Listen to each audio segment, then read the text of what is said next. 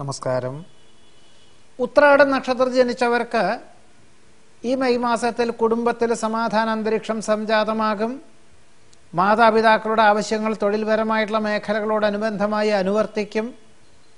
നിലവിലുള്ളതിനേക്കാൾ വിസ്തൃതിയുള്ള ഗൃഹം വാങ്ങുവാൻ അന്വേഷണം ആരംഭിക്കുവാനുള്ള യോഗമുണ്ട്. ബന്ധുമിത്രാദികളോടൊപ്പം പുണ്യതീർത്ഥ ഉല്ലാസ വിനോദയാത്രകൾക്ക് അവസരം വന്നു ചേരും. പദ്ധതി സമർപ്പണത്തിൽ ലക്ഷ്യപ്രാപ്തി നേടും. വിദ്യാർത്ഥികൾക്കും ഗവേഷകർക്കും ശാസ്ത്രജ്ഞർക്കും അനുകൂലമായ സാഹചര്യങ്ങൾ ഉണ്ടായിത്തീരും. ആഗ്രഹിക്കുന്ന കാര്യങ്ങൾ നിഷ്പ്രയാസം സാധിക്കും.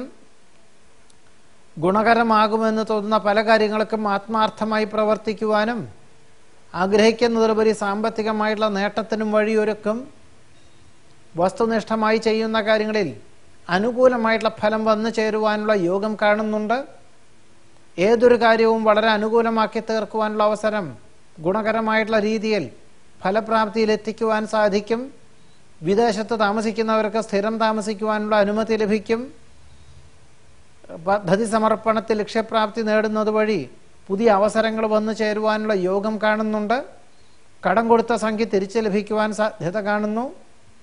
പൊതുവെ ഏതൊരു കാര്യവും വളരെ ശ്രമകരമായിട്ടുള്ള ചെയ്യുന്ന കാര്യങ്ങളിൽ പൂർണ്ണ ഫലപ്രാപ്തി നേടുന്നത് വഴി പുതിയ ചുമതലകൾ ഏറ്റെടുക്കുവാൻ സാധ്യത കാണുന്നുണ്ട്. ആധ്യാത്മിക ചിന്തകൾ മനസ്സമാധാനത്തിന് വഴിയൊരുക്കും. വിദേശത്ത് സ്ഥിരം താമസമുള്ള അനുമതി ലഭിക്കുന്നത് വഴി സമാധാനം, സ്വസ്ഥത എന്നിവ എല്ലാ പ്രകാരത്തിലും ഉത്രാട നക്ഷത്രക്കാർക്ക് ഈ മാസത്തിൽ വന്നു ചേരുവാൻ യോഗമുണ്ട്. നമസ്കാരം.